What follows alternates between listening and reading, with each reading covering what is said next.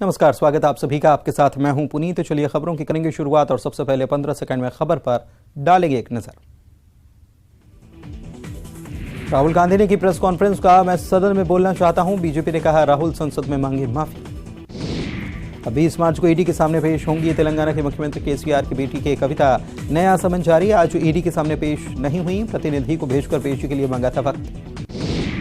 Land for job मामले में Delhi high court से तेजस्वी यादव को नहीं मिली राहत। 25 मार्च को सुबह 10:30 बजे सीबीआई के सामने होंगे पेश, गिरफ्तारी का खतरा टला। अरुणाचल प्रदेश में चीन बॉर्डर पर सेना का चीता हेलीकॉप्टर क्रैश, दोनों पायलट शहीद, कोर्ट ऑफ इंक्वायरी के आदेश। उत्तराखंड के हरिद्वार नारसन में रफ्तार का कहर, तेज रफ्तार कार बेकाबू होकर पलटी, सीसीटीवी में हादसा कैद। कर्नाटक दौरे पर सीएम शिवराज सिंह चौहान विजयनगर में किया रोड शो और जनसभा, ओबीसी सम्मेलन में हुए शामिल। जबलपुर में पूर्व बिशप पीसी सिंह पर कसा गया ईडी का शिकंजा, दस्तावेजों की जांच में जुटे अधिकारी, नकदी बरामद होने की भी जानकारी। मुरैना में फर्जी पट्टा मामले में केस दर्ज, 2.5 करोड़ की बांटी गई सरकारी जमीन, ग्वालियर ईओडब्ल्यू ने दर्ज किया केस। पीएम मोदी पर टिप्पणी के मामले में एमपी एमएलए कोर्ट में पेश हुए, राजव कटेरिया जवाब पेश करने के लिए मांगा समय, अदालत ने सुनवाई बढ़ाई आगे। एमपी पुलिस और यूपी पुलिस की बड़ी कार्रवाई, मुठभेड़ में 30,000 का इनामी बदमाश हुआ ढेर, 17 में 15 लाख की डकैती में था वांटेड। बालाघाट में अतिक्रमण पर चला बुलडोजर, 55 अवैध निर्माण जमींदोज, सिंचाई विभाग की छोटी नहर पर कर रखा था अतिक्रमण। दतिया में बिजली विभाग के खिलाफ गुस्सा, नाराज लोगों ने कार्यालय में की तालाबंदी, गलत बिल देने के लगाया आरोप। मुरैना में छात्रावास में लगी आग, स्टोर में रखा सारा सामान जलकर खाक, दमकल ने पाया काबू। ग्वालियर में युवक की संदिग्ध परिस्थितियों में मौत, छत पर मिला युवक का शव, परिजनों ने हत्या की जताई आशंका। खरगोन में एक कोचिंग संस्थान पर जीएसटी टीम की छापेमारी, उज्जैन से पहुंची टीम ने किया सर्वे, कार्रवाई से इलाके में हड़कंप। नियमितीकरण के लिए संविदा कर्मचारी करेंगे अनोखा प्रदर्शन, सभी विभाग को देंगे नियुक्ति की जानकारी। 20 मार्च को सभी जिला मुख्यालय में सौंपेंगे अपनी अपनी जानकारी। दुर्ग में ऑनलाइन सट्टेबाजी पर पुलिस का एक्शन, महादेव ऐप के खिलाफ बड़ी कार्रवाई, वैशाली नगर ब्रांच को किया गया ध्वस्त। मुंगेली में एक घर में लगी आग, काफी मशक्कत के बाद पाया गया काबू, शॉर्ट सर्किट से लगी थी आग। जांजगीर चांपा में दुकान में पुलिस की छापेमारी, किराना दुकान की आड़ में हो रही थी शराब की बिक्री, 2 आरोपी गिरफ्तार।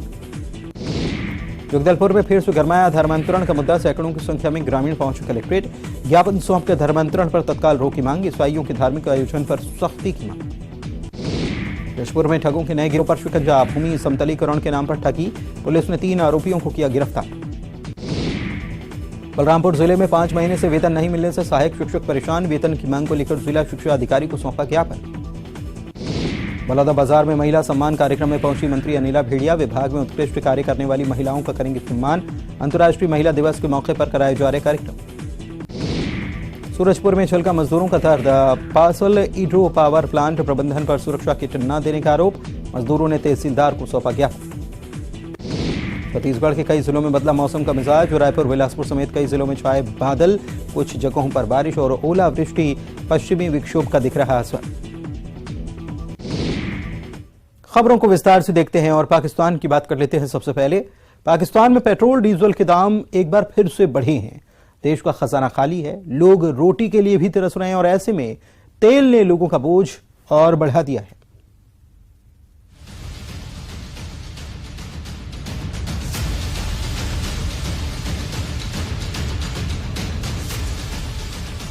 दिवालिया होने की कगार पर खड़े पाकिस्तान की आवाम रोटी को तरस रही है। देश महंगाई की मार से बेहाल है। पाकिस्तान की बदहाली का ये दौर अभी थमता नजर नहीं आ रहा। देश में पेट्रोल डीजल के दाम में एक बार फिर से आग लगी है। पेट्रोल की कीमतों में पाकिस्तान सरकार ने 5 रुपए का इजाफा किया, जबकि हाई स्पीड डीजल का दाम भी 13 रुपए बढ़ा दिया गया है, जिसके बाद अब पाकिस्तान में 1 लीटर पेट्रोल का दाम 272 रुपए और डीजल का दाम प्रति लीटर 293 रुपए हो गया है।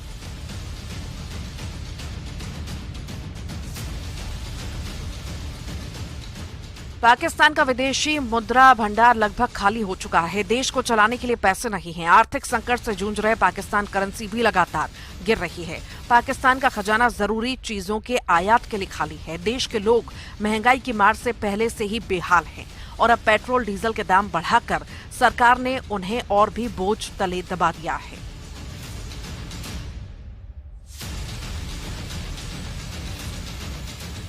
पाकिस्तान में हाल के दिनों में पेट्रोल डीजल की कीमतों में 50 रुपए से ज्यादा का इजाफा किया गया, जिससे लोग परेशान हैं और रोजमर्रा की जरूरतों को पूरा करने के लिए जद्दोजहद कर रहे हैं।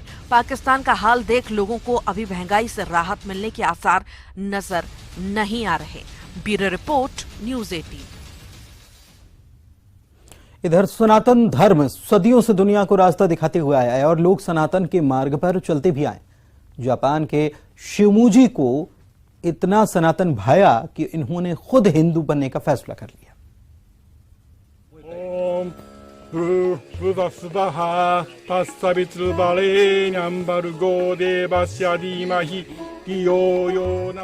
गायत्री मंत्र का जाप और मंदिर में पूजा आरती कर रहे ये शख्स जापान के टोक्यो शहर के रहने वाले शिमिजू केंजी हैं। सनातन धर्म सदियों से लोगों को अपनी तरफ आकर्षित करता आया है। 60 साल के शिमिजू तो सनातनी संस्कृति से इतने प्रभावित हुए कि उन्होंने हिंदू धर्म अपना लिया। शिमिजू हिंदू धर्म को ग्रेटेस्ट रिलीजन बताते हैं और इन दिनों खजुराहो और उसके आसपास के मंदिरों में जाकर पूजा पाठ कर रहे हैं। सनातनी बनकर भजन साधना में मन लगा रहे हैं और सुंदरकांड जैसे आयोजनों में शामिल हो रहे हैं। Very beautiful. Very beautiful. Hindu 教のインドのことも少し教えて。ヒンドシバシのマンタとか覚えてる？オムナマシバヤ。No, sorry. Jai Shri Ram. ジャイシーラム。ジャシラム。ガヤティマンタも覚えてますか？ガヤティマンタ。You know, can you please? Gayatri Mantra, please. Yes. ओम भूर्भुवः स्वः तत्सवितुर्वरेण्यं भर्गो देवस्य धीमहि धियो यो न प्रचोदयात्। One time more, please. ओम भूर्भुवः स्वः तत्सवितुर्वरेण्यं भर्गो देवस्य धीमहि धियो यो न प्रचोदयात्।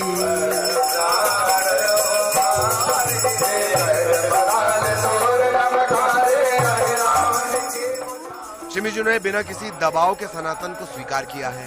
भारत के साथ ही जापान में भी शपथ पत्र के जरिए उन्होंने ये कहा है कि अपनी मर्जी से वो हिंदू धर्म अपना रहे हैं।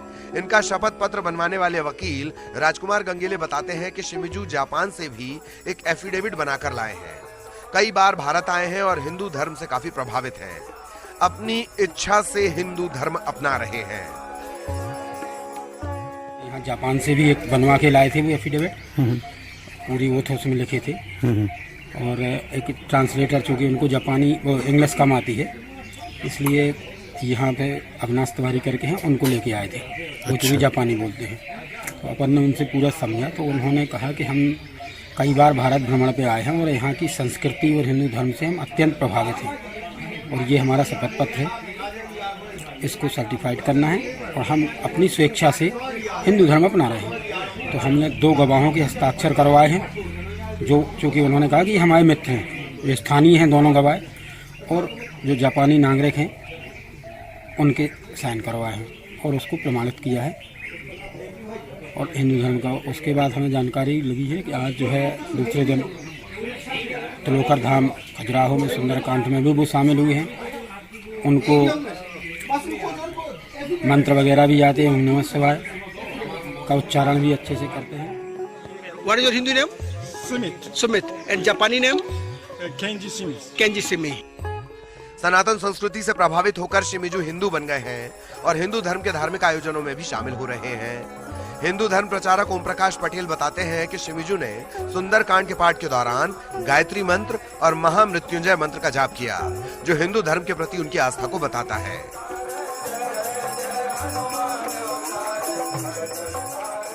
देखिए भाई साहब, एक खजुराहो है। खजुराहो की जो कला है वो 7 समुंदर पार के लोगों को हमेशा से आकर्षित करती रही है। तो यहाँ तो टूरिस्टों का आना जाना हमेशा रहता है, लेकिन जब आश्चर्य इस बात का हुआ कि जब वो आए तो उनके हाथ में 2 सर्टिफिकेट थे, एक उनके देश का था, एक अपने भारत देश का था, जिसमें वो लिख रहे हैं कि मैं किसी बिना पारिवारिक दबाव के, बिना किसी मित्र के दबाव के और हिंदू धर्म की संस्कृति, यहाँ के साहित्य को देखते हुए वसुधैव कुटुंबकम की भावना से मैं जो है हिंदू धर्म मान चुका हूँ। जब हम लोगों ने पढ़ा तो बड़ी खुशी हुई। तो उन्होंने कहा कि क्या हम लोग आपके आयोजन में सम्मिलित हो सकते हैं? हमने कहा बिल्कुल भैया, ये तो समाज का कार्यक्रम है, सभी लोग आ सकते हैं। तो बड़ी खुशी हुई हम लोगों को। अतिथि देवो भव की भावना से हम उनका सम्मान करते हैं। तो उनके सम्मान में कुछ किया क्या आज? देखिए भाई साहब, ये तो भाव प्रधान देश है। जिस तरीके से आप हमारे वस्त्र देख रहे हैं, ये तो त्याग, तपस्या, बलिदान के वस्त्र हैं। तो हमने तो केवल उनको शुभकामनाएं दी है कि आपका जब भी कभी पुनर्जन्म हो तो आपको किसी सर्टिफिकेट की जरूरत ना पड़े, आप पुनः भगवान के द्वारा दिए हुए सर्टिफिकेट से भारत देश में जन्म लें और पूर्ण रूप से हिंदू होकर के अपने धर्म और संस्कृति के लिए कार्य करें। यहाँ उन्होंने क्या काम किया आज जब वो आए तो जब कार्यक्रम चल रहा था सुंदरकांड का, तो वो आकर उसमें बैठ गए। तो हम देख रहे थे बड़ी गौर से कि चूंकि ये अब वो उनकी भाषा जापानी होगी, इंग्लिश होगी, तो इतनी ज़्यादा संस्कृत नहीं बनती थी। लेकिन जब उन्होंने गायत्री मंत्र का उच्चारण किया, महामृत्युंजय मंत्र का उच्चारण किया, तो हम लोगों को ये दो चीज़ें प्रमाण देने के लिए काफ़ी लगी कि हिंदू धर्म के प्रति उनकी जो आस्था है वो किसी भी तरीके से कमज़ोर हमें समझ में नहीं है। इंडिया हो या जापान, सनातन सबको साथ लेकर चलता है। जिसकी भी आस्था हो, सनातन के दरवाजे उसके लिए खुले रहते हैं। शिमिजू को सनातन भा गया और इन्होंने हिंदू धर्म अपना लिया। नरेंद्र सिंह परमार, न्यूज़ 18, छतरपुर।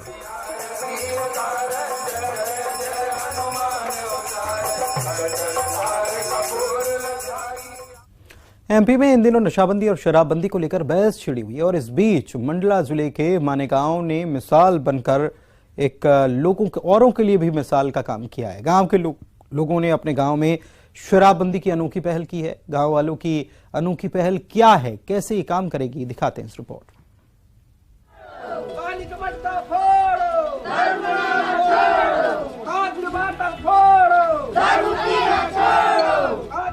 लहादी का मटका फोड़ो, शराब बनाना छोड़ो, कांच के बर्तन तोड़ो, शराब पीना छोड़ो। नारा लगाते ये ग्रामीण मंडला जिला मुख्यालय से करीब 60 किलोमीटर दूर नारायणगंज विकासखंड के माने गांव के हैं। ये लोग गांव-गांव घूमकर एक इस रैली के जरिए कोई मांग नहीं कर रहे, बल्कि ये लोग पूरे गांव के लोगों को चेतावनी दे रहे हैं। चेतावनी इस बात की कि गांव में अब शराबबंदी की पहल की जा रही है। इतना ही नहीं, गांव वालों ने गांव के हर चौराहे पर मटकी फोड़कर शराबबंदी का ऐलान भी कर दिया है। ये सबसे पहले तो हमारे गांव के नाम है माने गांव, जिसमें बहुत ज़्यादा शराब बिकता है और पीने वाले भी हैं। जो महिलाओं को सबसे ज़्यादा मतलब परेशान होती है, उसमें महिलाओं को परेशानी है। तो कई लोग दारू बना के बेचते हैं, बाहर से पी के आते हैं, तो इसमें महिलाओं और बच्चों में प्रभाव डालता है। जे अपने समाज सुधार के लिए कर गए हैं भैया, कैसे कि अभी नए लड़का है, अपने बच्चा सियानो तो ठीक है, उनके चल गए, जो नए पौधा है ना वो तो ज्यादा बर्बाद है। माताएं बहनें सभी एकत्रित होकर के संगठित होकर के आज दिनांक 14/3/2023 को गांव के सभी बड़े बुजुर्गों ने तय किया है कि यदि गांव में कोई शराब बेचते या पीते पकड़ा गया तो उसकी जमकर खैर ली जाएगी। शराब बनाने या बेचने का काम करते पाए जाने पर 10,000 और शराब पीकर माहौल खराब करने वालों पर भी 10,000 रुपए का जुर्माना लगाया जाएगा। इसी के साथ ही जो शराब बेचने या पीने वाले का नाम बताएगा उसे 2,000 रुपए का इनाम भी दिया जाएगा और जो जुर्माने से पैसे आएंगे उसका उपयोग समाज के विकास में किया जाएगा। सर्वसम्मति से ग्राम मानेगांव की सभा की पास की जाती है। बाहर से पीने आने पर भी उनको पाबंदी किया गया है। हमारे ग्राम मानेगांव में ये निर्णय लिया गया है कि जो बनाएगा शराब उसको 10,000 का जुर्माना लगाया जाएगा, जो पिएगा उसको भी 10,000 का जुर्माना लगाया जाएगा और जो बाहर से पीकर आएगा गांव में आतंक मचाए उसको 10,000 का जुर्माना लगाया जाएगा और जो इसका जानकारी देने वाले को 2,000 का इनाम दिया जाएगा। हम देखते हुए कि बच्चा छोटे छोटे बच्चा हमारे जबरदस्त बिगड़े तो हम पूरा निर्णय लिया कि ऐसा में सुधार नहीं होगा। इसको पूरा सहमति से बताया कि इसको बैठ करके इसके फैसला लेंगे। दरअसल नशा नाश का कारण है। तन मन धन सब इससे प्रभावित होते हैं। घर में विवाद बढ़ता है, परिवार समाज विकसित नहीं हो पाते। इसको लेकर गांव के लोग शराब को लेकर लामबंद हुए हैं और बैठक बुलाकर गांव को नशा मुक्त बनाने का निर्णय लिया, जिसमें कई बड़े निर्णय लिए गए। माने गांव के ग्रामीण की शराबबंदी की इस पहल की मंडला कलेक्टर ने भी तारीफ की और दूसरे गांवों को भी इससे सीखने की जरूरत बताई। नशा मुक्ति में बर्बाद हो रहे थे, पढ़ाई लिखाई में ध्यान नहीं दे रहे थे, इसी को लेकर के सर्वसम्मति से सभी लोग। ये जो पहल इस पंचायत ने की है जिसमें 10,000 रुपए का इन्होंने इनाम निर्धारण किया है, 10,000 रुपए का जो पेनाल्टी है वो निर्धारण किया है और साथ में जो भी इसके बारे में सूचना देगा उसको 2,000 रुपए का इन्होंने एक इनाम दिया है। ये एक अपनी तरह का एक अच्छा पहल है और स्वागत योग्य पहल है, जिसको मैं कहूंगी कि अनुकरणीय है और बाकी पंचायतें भी इसे सीख ले सकती हैं। मानेगांव के लोग विवादों से दूर रहना पसंद करते हैं, लेकिन यहाँ शराब के कारण घरेलू विवाद लगातार बढ़ रहे हैं। गांव में सुख शांति और विकास के लिए सबने मिलजुल कर ये फैसला किया। फैसले के पालन के लिए मटकी फोड़कर चेतावनी दी है। इस गांव ने जैसी पहल की है, उससे बाकी गांवों को भी सीखने की जरूरत है। कृष्णा साहू, न्यूज़ 18 मंडला।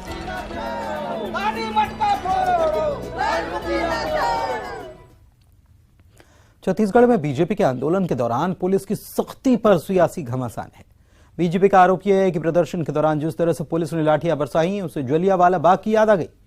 इस आरोप पर कांग्रेस ने पलटवार किया और कहा कि बीजेपी पर हिंसा की साजिश के कांग्रेस ने आरोप लगाए। पुलिस ने भी अपनी सफाई इस मामले में दी है।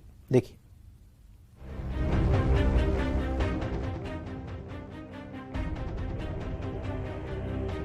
छत्तीसगढ़ में सत्ता पक्ष और विपक्ष के बीच तकरार जारी है। प्रधानमंत्री आवास योजना को लेकर बीजेपी ने आंदोलन किया था। इस दौरान जोरदार हंगामा हुआ। बीजेपी के हजारों कार्यकर्ता विधानसभा का घेराव करने निकले थे। इस दौरान पुलिस से उनकी झड़प भी हुई, जिसके बाद पुलिस ने बल प्रयोग किया। बीजेपी ने आरोप लगाया कि प्रदर्शन के दौरान पुलिस ने आंसू गैस के गोले दागे, लाठियां बरसाई। ऐसा बर्ताव किया गया कि जलियांवाला बाग की याद आ गई। पार्टी के प्रदेश अध्यक्ष अनुज साव ने सरकार पर निशाना साधते हुए कहा कि हितग्राही अपनी मांग को लेकर आए थे। बीजेपी ने उन हितग्राहियों के पैर पखारे, लेकिन सरकार ने उन पर पानी की बौछार की, जेल में डाला।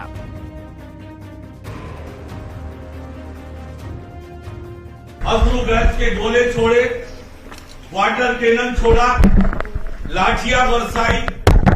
ये याद दिलाता है कि नादिर शाह और तुगलक की जो हरकत है, उसकी जिस प्रकार से भीड़ में बम फेंके गए, वो जलियांवाला बाग की घटना को याद दिलाने वाला है कि किस प्रकार से लोकतांत्रिक आंदोलन को कुचलने का प्रयास राज्य सरकार की ओर से हुआ। अरे ये हितग्राही हैं, अपने अधिकार के मांग को लेकर आपसे गुहार करने आए हैं। ये चरित्र बताता है भारतीय जनता पार्टी और कांग्रेस का चरित्र कैसा है। एक तरफ उन हितग्राहियों के हमने चरण पखारे, उनका अभिनंदन किया, स्वागत किया, और आपने उन पर लाठियां बरसाई, गोले दागे, पानी की बौछार की। जिस जनता ने आपको मुख्यमंत्री बनाया, उस जनता पर अपने अधिकार के लिए लड़ने आते हैं तो उन पर लाठियां बरसाते हैं, गोले दागते हैं। हिंदुस्तान में कहीं ऐसा नहीं होगा कि भीड़ पर बम फेंके जाएं, अश्रु बम फेंके जाएं भीड़ पर। बीजेपी के इन आरोपों पर कांग्रेस ने पलटवार किया। कांग्रेस संचार प्रमुख सुशील आनंद शुक्ला ने आरोप लगाया कि बीजेपी आंदोलन में हिंसा करना चाहती थी और इसके लिए कार्यकर्ताओं को उकसाया गया। पुलिस के साथ भी मारपीट की गई। देखिए, छत्तीसगढ़ में मुद्दा विहीन भारतीय जनता पार्टी विधानसभा घेराव के अपने कार्यक्रम को जानबूझ के उनके वरिष्ठ नेताओं ने हिंसक बनाने का कोशिश किया। अपने कार्यकर्ताओं को उकसाया, पुलिस वालों के साथ मारपीट की गई, गाली गलौज किया गया, सार्वजनिक संपत्ति को नुकसान पहुंचाने की कोशिश की गई। डंडा और हथियार लेकर भारतीय जनता पार्टी के कार्यकर्ता प्रदर्शन में दिख रहे थे, बैरिकेडिंग को तोड़ा गया। अरे भाई, विधानसभा घेराव का मतलब यह होता है कि आप प्रतीकात्मक रूप से अपना विरोध दर्ज करने जा रहे हैं। इसका मतलब यह नहीं कि आप विधानसभा में कब्जा करने जा रहे हैं। भारतीय जनता पार्टी के कार्यकर्ता जिस प्रकार से हिंसक व्यवहार कर रहे थे, उससे स्पष्ट था कि भारतीय जनता पार्टी सुनियोजित तरीके से अपने आंदोलन में हिंसा करवाना चाहती थी ताकि उसका पॉलिटिकल माइलेज ले सके, लोगों को घायल करवा के भारतीय जनता पार्टी के नेता राजनीति करना चाहते थे ज़्यादा से ज़्यादा लोग हताहत हों। हम पुलिस के सौम्य व्यवहार की, पुलिस के आचरण की सराहना करते हैं। उन्होंने भारतीय जनता पार्टी की आताताई व्यवहार के विपरीत अपने आचरण को शांत रखा और कानून व्यवस्था को बिगड़ने नहीं दिया।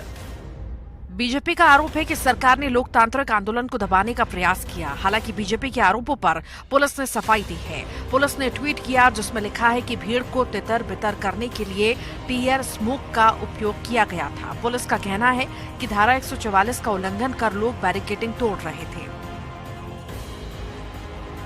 प्रदेश सरकार पर तानाशाही रवैया अपनाने का आरोप बीजेपी लगा रही है। हालांकि कांग्रेस ने इन आरोपों को खारिज करते हुए बीजेपी पर ही हिंसा के प्रयास का आरोप लगाया और पुलिस भी सफाई दे रही है। सियासत जारी है। Bureau report, news 18। Test series में अपना दम दिखाने के बाद अब भारत और ऑस्ट्रेलिया वनडे में टकराने के लिए तैयार है। 3 मैचों की सीरीज का पहला मुकाबला मुंबई में होगा। टेस्ट सीरीज जीतने के बाद भारत का जोश हाई है। वहीं इस सीरीज को वर्ल्ड कप की तैयारी के तौर पर भी देखा जा रहा है।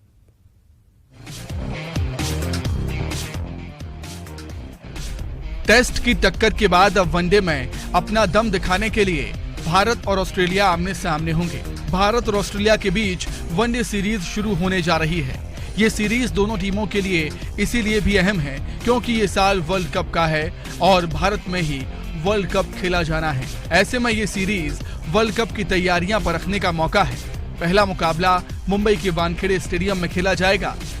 जब जब ये दोनों टीमें आमने सामने आई हैं, तब तब कांटे का मुकाबला हमें देखने को मिला है। क्या कहते हैं आंकड़े, आइए देख लेते हैं। दोनों टीमों के बीच अब तक 143 वनडे मुकाबले हुए। 80 मैच में ऑस्ट्रेलिया को जीत मिली। 53 मैच में भारत को जीत मिली। 10 मैचों में कोई रिजल्ट नहीं आया लेकिन दिल्ली टेस्ट जीतकर और अहमदाबाद टेस्ट को ड्रॉ कराकर ऑस्ट्रेलिया ने यह बता दिया है कि वो आसानी से हार मानने वालों में से नहीं है और पलटवार करना ऑस्ट्रेलियाई टीम को बखूबी आता है। अब भारतीय team mission one day world cup पर है, जो अक्टूबर-नवंबर में भारतीय सरजमी पर ही खेला जाना है। टीम इंडिया ने आखिरी बार वर्ल्ड कप भी अपनी सरजमी पर ही जीता था। तब MS धोनी की कप्तानी वाली भारतीय टीम ने श्रीलंका को 6 विकेट से हराया था। ऐसे में रोहित शर्मा की कप्तानी वाली भारतीय टीम को अपनी तैयारी भी पुख्ता रखनी होगी क्योंकि भारतीय फैंस की उम्मीदें उस इतिहास को दोहराते देखने की होंगी। Bureau report, news 18। विदेश से लौटे राहुल गांधी जब संसद में पहुंचे तो उनको वहां पर बोलने का मौका नहीं मिला, जिसके बाद प्रेस कॉन्फ्रेंस कर पीएम मोदी और भाजपा पर उन्होंने सवाल खड़े किए। लेकिन इस दौरान राहुल गांधी ऐसा बोल गए जिस पर उनके साथ बैठे जयराम रमेश को उन्हें टोकना पड़ा। दरअसल राहुल गांधी जब अपनी बात मीडिया कर्मियों के सामने रख रहे थे तो उन्होंने कहा कि दुर्भाग्य से मैं एक सांसद हूं। इसके बाद उनके बगल में बैठे जयराम रमेश ने राहुल गांधी को तुरंत टोका। कहा, इस बात पर आपका मजाक बन सकता है। Would like to go into the details with you. Unfortunately, I'm a member of Parliament and I'm hopeful that I will be allowed to speak in Parliament. So I would like to first place my statement on the floor of the House, and then after that I'll be happy to have whatever discussion you want with me. Unfortunately, I'm a member of Parliament. You can make a joke saying that unfortunately for you. और bulletin में चलते चलते आपको दिखाते हैं CRPF की महिला जवानों का हैरत अंगेज करतब, जिसमें महिला बाइकर्स ने जहां अपना जलवा दिखाया तो वहीं महिला जवानों ने शस्त्र के साथ परेड का शानदार नमूना भी पेश किया।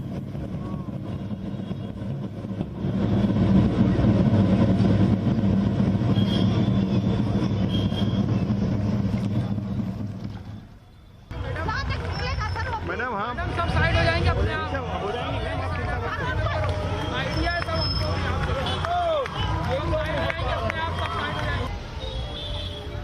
जा रहे हैं 12 लोग।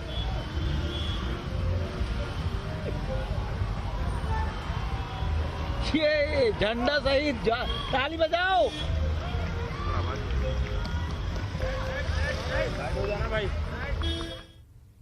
और इसी के साथ इस बुलेटिन में इतना ही।